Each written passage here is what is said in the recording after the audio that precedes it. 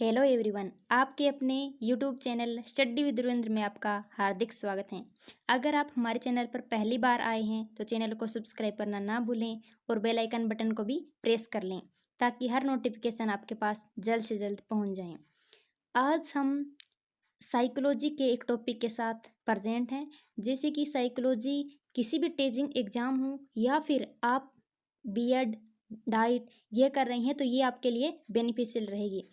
और किसी भी टीचिंग एग्ज़ाम हो, चाहे सी टेट हो, अस्टेट हो, रीट हो या सुपर टेट, बाकी कोई भी टेट हो, लेकिन सब साइकोलॉजी के 99% टॉपिक सेम होते हैं। कुछ टॉपिक अलग होते हैं क्योंकि जैसे अलग अलग में अलग अलग पूछ जाते हैं। आप रीट की तैयारी कर रहे हैं तो उसमें अनसीएफ 2009 2005 वो अलग अलग जोड़ दिया जाता है, लेकिन बाकी सभी टॉपिक सेम होते हैं। अगर आपको इसकी पीडीएफ चाहिए तो हमारे Telegram channel study with Ravindra, जो चैनल का नाम है वही हमारे टेलीग्राम चैनल का नाम है, तो उसको भी ज्वाइन कर लीजिए ताकि आपको इसकी पीडीएफ भी मिल सके। तो इन्होंने क्या सिद्धांत दिया था? इन्होंने कहा था कि हर इंसान की आवश्यकता होती है और वही आवश्यकताएं हमें सीखने के लिए प्रेरित करती हैं, हमें मोटिवेट करती हैं कि हम कुछ नया सीखें। अगर हमारे पास कोई आवश्यकता नहीं होगी, नीड नहीं होगी, तो हम आगे कैसे बढ़ पाएंगे? इसीलिए हमारे पास आवश्यकता होनी बहुत ज़रूरी है। और इन्होंने कहा है कि हमारे पास 5 प्रकार की आवश्यकता हैं। हमारे पास क्या, हर इंसान के पास, जो भी लर्नर है, जो भी सीख रहा है, हर इंसान के पास 5 प्रकार की आवश्यकता हैं और उसी आवश्यकता के द्वारा हम अपना जीवन जी रहे हैं, हम उसको सीख रहे हैं। तो उनकी 5 मूल आवश्यकताएं बताई थी, तो वो हम आगे पढ़ेंगे। एक बार देखते हैं अब्राहम मेस्लो कहाँ के निवासी थे, उन्होंने क्या थ्योरी, कौन सी थ्योरी दी थी। ये अमेरिका के मनोवैज्ञानिक थे। ये आपको याद रखना इतना इम्पोर्टेंट नहीं है, लेकिन एक बार सी टेट में ये क्वेश्चन पूछ लिया कि जीन पियाजे कहाँ के मनोवैज्ञानिक हैं, तो अब अब्राहम मेस्लो के बारे में भी पूछ सकते हैं। तो ये भी जानना आपको ज़रूरी है क्योंकि अब्राहम मेस्लो अमेरिका के थे, तो ये आपको याद रख लेना। उन्होंने सिद्धांत दिया, उसका क्या नाम है?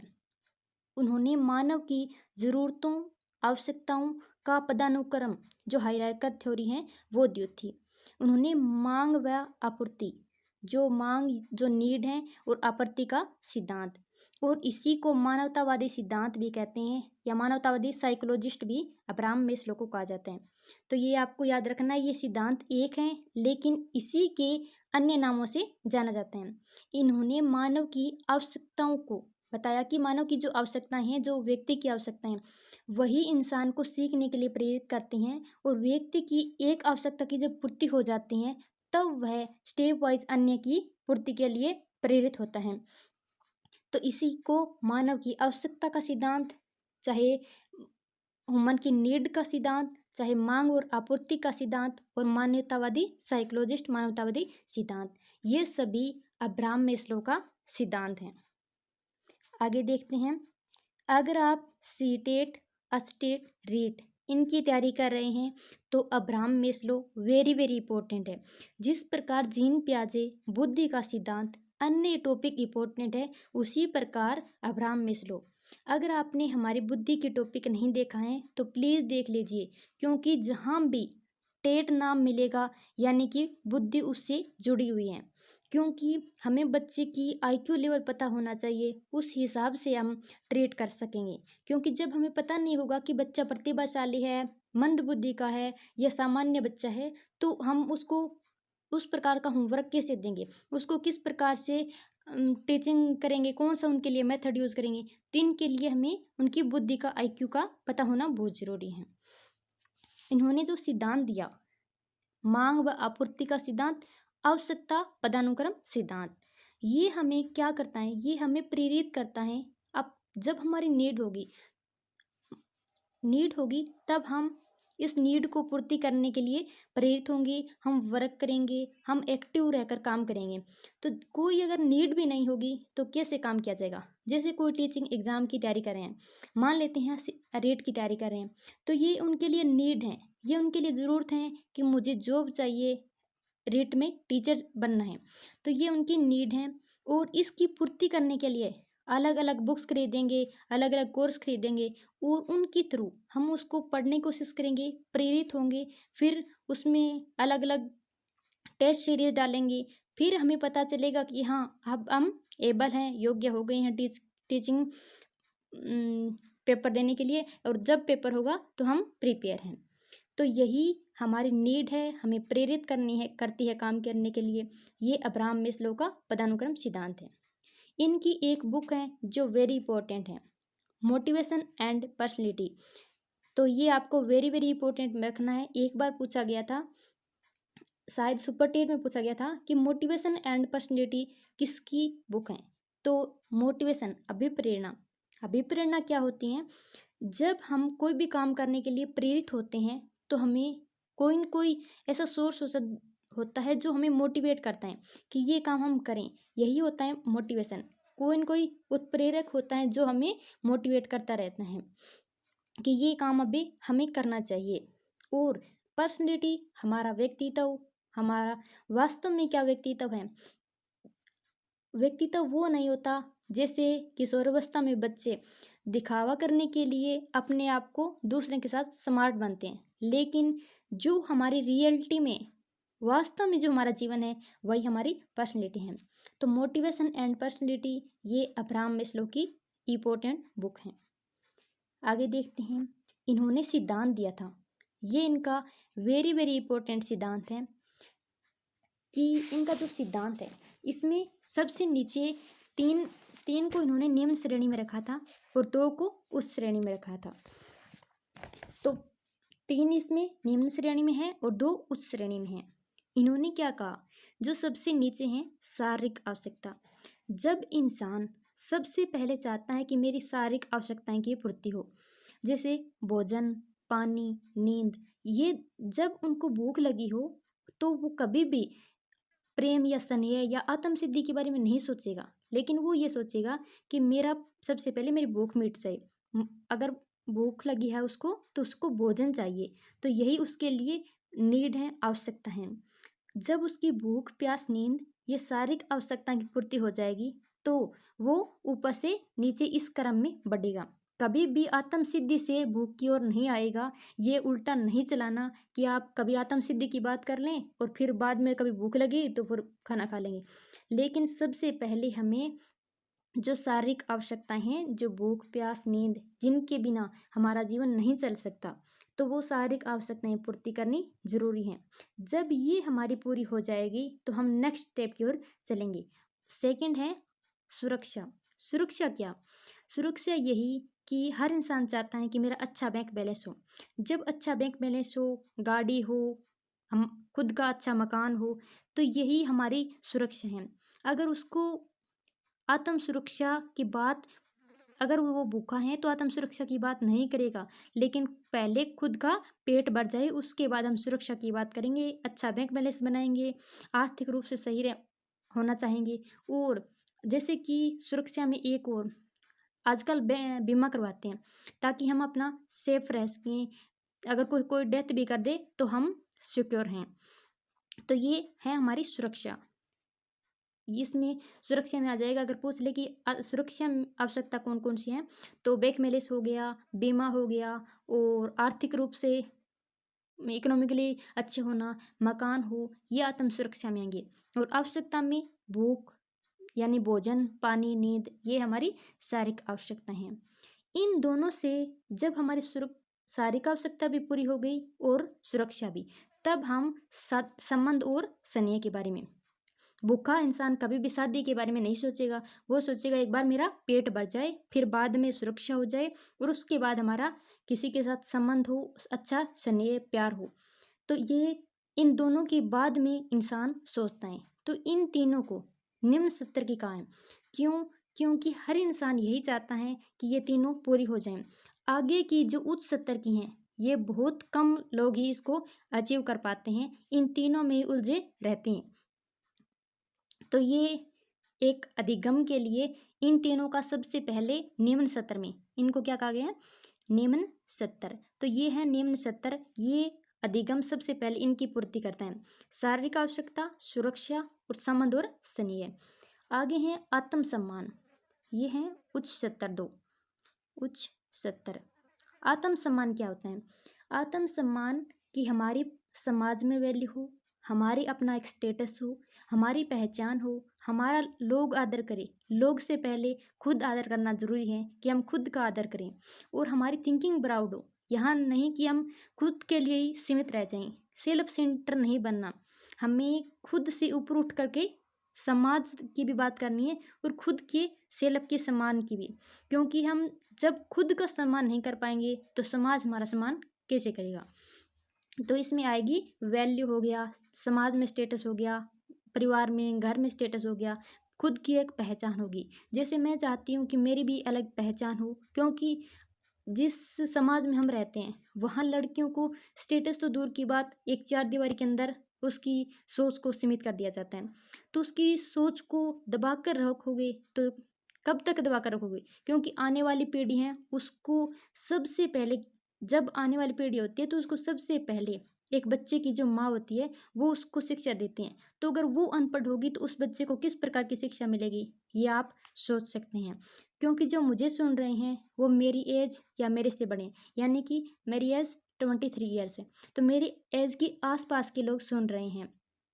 तो आपको ये सोचना ज़रूरी है कि आने वाले समाज को हम क्या बताएंगे, कि हमारा कैसा समाज था, हम किस प्रकार उसमें व्यवहार करते थे, हमारा क्या स्टेटस था। क्या आप ये सोचिए कि क्या हम आने वाले बच्चों को, अपने बच्चों को ये कह सकेंगे कि आप हमारे जैसे बन जाना, हम बहुत अच्छा समाज बनाने की कोशिश कर रहे थे, या फिर आप हमारे जैसा बनो। तो आप उस अपनी पर्सनैलिटी को अच्छा रखने की कोशिश करें और सभी का सम्मान करें, चाहे कोई भी लड़की हो कोई भी लड़का हो, सभी का सम्मान करें और इस प्रकार का समाज बनाएं कि आगे आने वाली पीढ़ी है वो गौरव से कह सकें कि ये मेरे फैमिली का, मेरे पूर्वजों का अच्छा बनाया हुआ समाज है। ये नहीं कि हम आगे आने वाली पीढ़ी, अपनी लड़की, अपनी बेटी, अपनी बहन को ये कहें कि इस चार दीवारी से बाहर मत जाना, ये समाज बहुत खराब है और हमने बनाया ये खराब, किसी वो और से नहीं बनाया। एक एक इंसान से ये समाज बना है और इस इंसान क्या क्या कर रहा है ये आप परिचित हैं। तो आत्मसम्मान के बात आ रही है तो बता रही हूँ मैं कि जब आत्मसम्मान की बात है तो आत्मसम्मान खुद का सम्मान भी करें लेकिन दूसरों का भी करें। खुद का सम्मान, अगर बाहर वालों को सम्मान नहीं करोगे तो खुद का सम्मान भी नहीं होगा। नेक्स्ट है आत्म सिद्धि। ये वेरी वेरी इंपॉर्टेंट है। हर बार पूछा जाता है कि जो अब्राहम मेस्लो हैं इनकी आवश्यकता का सिद्धांत था उसका उच्च स्तर क्या है, तो उसका उच्च स्तर है आत्म सिद्धि, और इसको ओनली वर्ल्ड में 3% लोग ही अचीव कर पाते हैं। बाकी तो अपने संबंध में, सुरक्षा में, आवश्यकता में ही उलझे रहते हैं और कुछ तो इस शारीरिक और सुरक्षा संदेह से बाहर भी नहीं निकल पाते। बस यही तीनों तक सीमित रह जाते हैं। आत्म सिद्धि वही होती है जब हम लक्ष्य को, कोई लक्ष्य को अचीव करना चाहते हैं और खुद को सेंटर ना बन करके, जैसे कि जो स्पिरिचुअल लोग होते हैं, जो आध्यात्मिक लोग होते हैं, तो वही आत्म सिद्धि की बात करते हैं।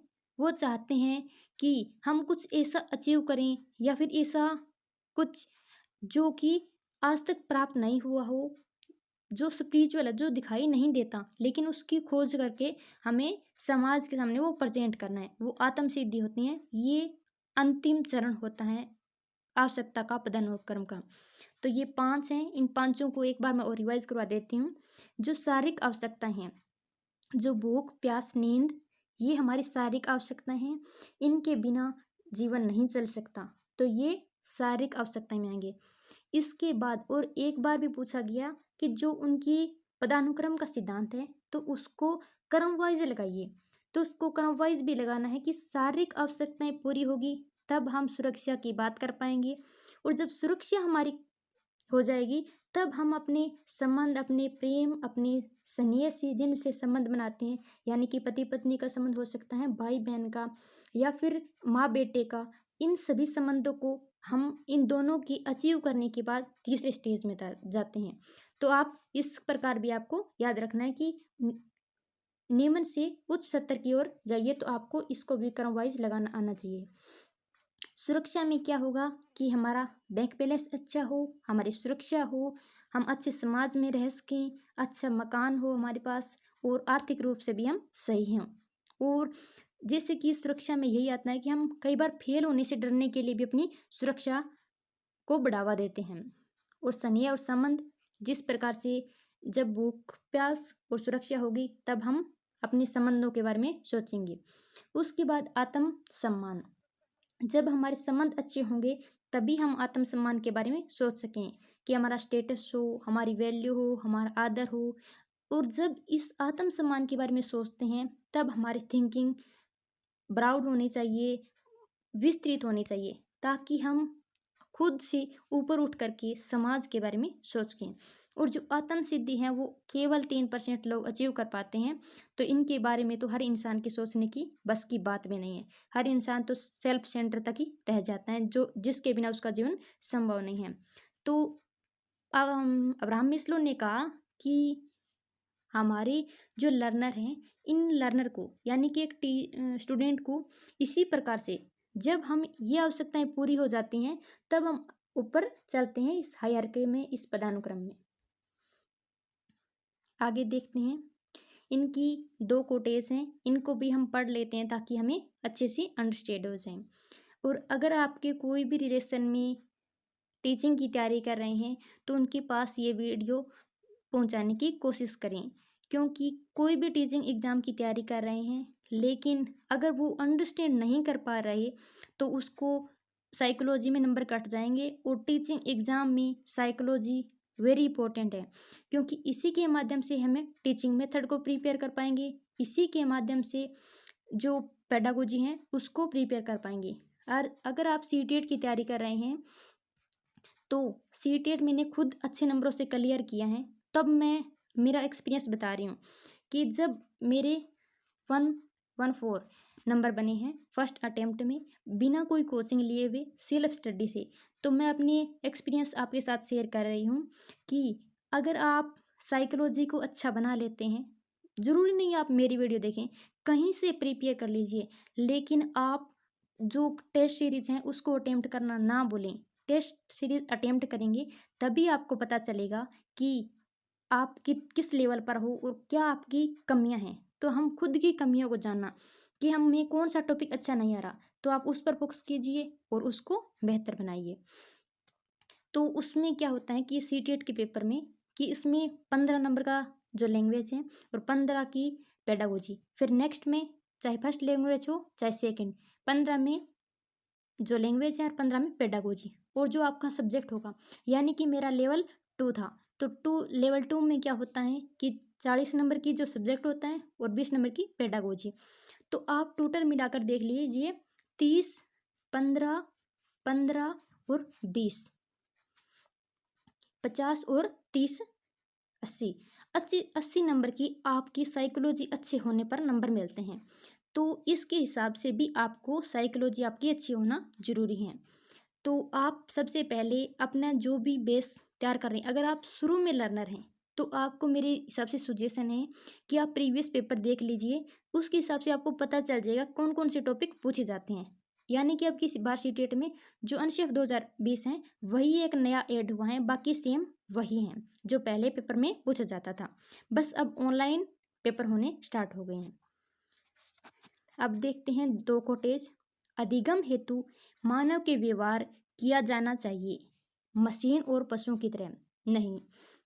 जो लर्नर है, जो सीख रहा है, जो अधिगम करता है, उसके साथ मानव के जैसा व्यवहार करना चाहिए कि एक इंसान के साथ किस प्रकार का ट्रीटमेंट, किस प्रकार का बिहेवियर किया जा सकता है, उस प्रकार करना चाहिए, ना कि मशीन और पशुओं की तरह नहीं। तो अगर हम पशुओं की तरह करेंगे तो वो पशु कभी सीखने की कोशिश नहीं करते, ना ये चाहते कि हम आगे अब प्रेरणा होकर के हम कुछ अचीव करें, आत्म सिद्धि करें। ये पशु नहीं चाहता, ना कोई मशीन चाहती, क्योंकि उनमें इतना मशीन है, ये तो सजीव नहीं है, और पशु हैं उसमें बुद्धि नहीं है। तो इन दोनों की तुलना इंसान के साथ ना करें और इंसान को इंसान के साथ के समान ही ट्रीट करें। नेक्स्ट है, व्यक्ति की आवश्यकता ही उसे सीखने के लिए प्रेरित करती है। नीड बहुत इंपॉर्टेंट है, अगर आपकी नीड नहीं होगी तो आप किस प्रकार काम कर पाएंगे। कहते हैं ना कि ख्वाहिश ख्वाहिश ही जीवन जीने का असली मतलब सिखाती हैं। अगर हमारी कोई ख्वाहिश भी नहीं होगी, हमारी कोई ज़रूरत नहीं होगी, तो हम इस जीवन को भी नहीं जीना चाहेंगे। यानी कि टाइम काटना अलग बात होती है, जीना अलग बात होती है। तो व्यक्ति की आवश्यकताएं होती है, वो ही हमें सीखने के लिए प्रेरित करते हैं। तो आज हमने अब्राहम मैस्लो का आवश्यकता का सिद्धांत पढ़ा। आपको ये कैसी वीडियो लगी कमेंट बॉक्स में ज़रूर बताएं। और आपको कोई टॉपिक नहीं समझ में आ रहा साइकोलॉजी का, तो मैं वह टॉपिक पर वीडियो बनाने की पूरी कोशिश करूँगी। Thanks for watching. मिलते हैं नेक्स्ट वीडियो के साथ।